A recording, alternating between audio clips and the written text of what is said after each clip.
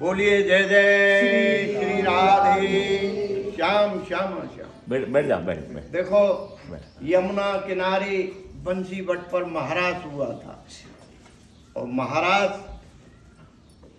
यमुना किनारे बंसी बट पर अनगिनत गोपियां भाग ले रही थी महाराज में। द्वापर में महाराज सिर्फ एक बार हुआ। राज तो दिन में 6-6 बार हो सकते हैं, महाराज सिर्फ पूरे युग में एक बार हुआ।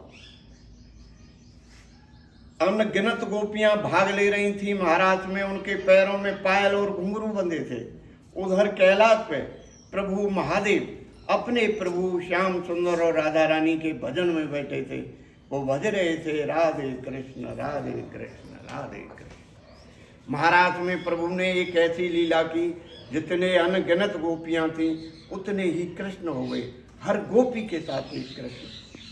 तो जब महाराज शुरू हुआ तो हर गोपी को अपने साथ वाले कृष्ण ही दिखाई दे रहे थे, दूसरी वाली गोपी के कृष्ण दिखाई नहीं दे रहे थे। तो हर गोपी के अंदर ये भाव था कि ये प्रभु तो मेरे हैं, दूसरी वाली के नहीं है। जब महाराज वो शरद पूर्णिमा की रात्रि थी, वो रात्रि 6 महीने की हो गई और जब महाराज शुरू हुआ तो गोपियों के पैरों के पायल और घुंघरू बजने लगे और महाराज में एक ऐसा मधुर संगीत पैदा हुआ जो कि तीनों लोकों में छा गया।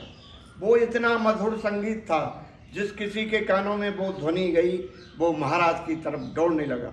चाहे वो देवता हों, मनुष्य हों, किन्नर हों, पशु पक्षी भी महाराज की तरफ दौड़ने लगे। उधर कैलाश पर प्रभु महादेव जी के कानों में वो मधुर ध्वनि गई और प्रभु महादेव जी का भजन भंग हो गया। महादेव जी ने विचार किया कि इतनी मधुर ध्वनि कहाँ से आ रही है जिससे कि मेरा भजन भंग हो रहा है। प्रभु महादेव जी ने अपने विवेक से पता लगाया तो उनको मालूम हुआ कि अरे ये तो यमुना किनारे बंसी बट पर महाराज हो रहा है और मेरे प्रभु सिंहासन पर विराज रहे हैं। मैं भी चलूं, अपने प्रभु का दर्शन करूं और महाराज का आनंद लूं। माता पार्वती और प्रभु महादेव उसी क्षण वहाँ से चल दिए और उस जगह पर आए जहाँ महाराज हो रहा था। वहाँ महाराज के चारों तरफ 2 गोपियाँ पहरा दे रही थीं, ललता और विशाखा। माता पार्वती उस महाराज में प्रवेश हो गई और प्रभु महादेव जैसे ही प्रवेश हो रहे थे तो जो पहरा दे रही थी गोपियाँ, उन्होंने उनको रोक दिया और कहा, देखो प्रभु आप तो पुरुष हैं, आप इस महाराज में प्रवेश नहीं कर सकते, क्योंकि इस महाराज में सभी गोपियाँ जनानी हैं, पुरुष अकेले प्रभु श्याम सुंदर हैं, दूसरा पुरुष इस महाराज में प्रवेश नहीं कर सकता। महादेव जी गोपियों की इस तरह की बात को सुनकर बहुत निराश हुए और निराश होकर के बोले, अरे गोपियों, मैं तो कैलाश से आया हूँ अपने प्रभु का दर्शन पाने के लिए और महाराज का आनंद लेने के लिए। आप लोग मुझे कोई उपाय बताइए जिससे मैं भी प्रभु का दर्शन कर लूँ और अपने नेत्रों को सफल कर लूँ।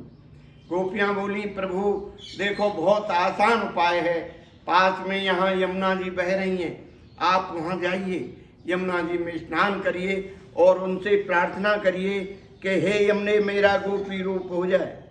प्रभु महादेव जी ने यमुना जी में 3 डुबकियाँ लगाईं और वो गोपी बन गए। जैसे ही गोपी बने, यमुना जी ने तुरंत प्रकट होकर अपना सारा श्रृंगार दे दिया। अब प्रभु महादेव जी को यमुना जी ने सजा धजा कर गोपी बनाकर उनसे कहा, देखो प्रभु अब आप गोपी बन गए, अब आप महाराज में प्रवेश करिए। प्रभु महादेव जैसे ही महाराज में उन्होंने प्रवेश किया, प्रभु श्याम सुंदर की उन पर नजर गई तो प्रभु श्याम सुंदर तुरंत सिंहासन से खड़े होकर के बोले, आइए गोपेश्वरी, आइए गोपेश्वरी, और बड़े आदर और सम्मान के साथ अपने बराबर सिंहासन पर बिठा लिया। ध्यान दीजिए, उसी समय से प्रभु महादेव को गोपेश्वर महादेव के नाम से पुकारा जाने लगा। लेकिन इस बात से राधा रानी नाराज हो गई, गुस्सा हो गई और गोपियों से बोली, अरे गोपियों देखो प्रभु ने क्या लीला की है। आज एक नई गोपी आई है, काली कलूटी, उसको प्रभु ने अपने बराबर सिंहासन पर बिठा लिया है और उससे कहा है, गोपीश्वरी, हम जितनी भर गोपियां हैं इन सब की ईश्वर बना दिया इसको। इन्होंने हमसे तो कभी गोपेश्वरी कहा ही नहीं। इसी बात से गुस्सा होकर और नाराज होकर राधा रानी नंगे पैर पैदल चलकर महाराज में से धीरे धीरे धीरे धीरे चलते चलते चलते चलते यहाँ आकर बैठ गई। अब आप समझो, जब राधा रानी महाराज में से हट गई तो महाराज बंद हो गया। प्रभु ने देखा, अरे यहाँ तो महाराज भी बंद हो गया, यहाँ हमारी राधा रानी भी नहीं है। तब प्रभु ने चारों दिशाओं में राधा रानी को ढूंढना और खोजना शुरू किया और प्रभु पुकार रहे हैं कि हे राधे आप कहाँ हो, हे किशोरी जी आप कहाँ हो। प्रभु चारों दिशाओं में खोज रहे हैं। देखिए, जहाँ राधा रानी जिस रास्ते से आई थी उस रास्ते में ब्रज की रज में राधा रानी के बहुत छोटे छोटे पैरों के चिन्ह बने थे।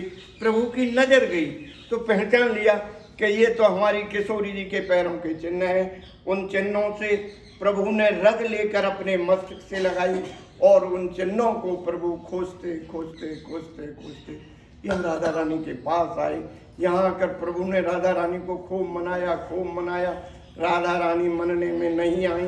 प्रभु सोचने लगे कि ये तो मनाने से भी नहीं मन रही हैं। तब प्रभु इनके पैरों में पड़ गए और पैरों में पड़कर बोले, देखो राधे आप गुस्सा हो गई, नाराज हो गई। वो कोई मामूली गोपी नहीं थी, कैलाश से प्रभु महादेव आए थे गोपी बनकर महाराज देखने के लिए। देखो राधे, कोई अतिथि कोई मेहमान आपके दरवाजे पे आएगा तो क्या आप उसका आदर सत्कार नहीं करोगी?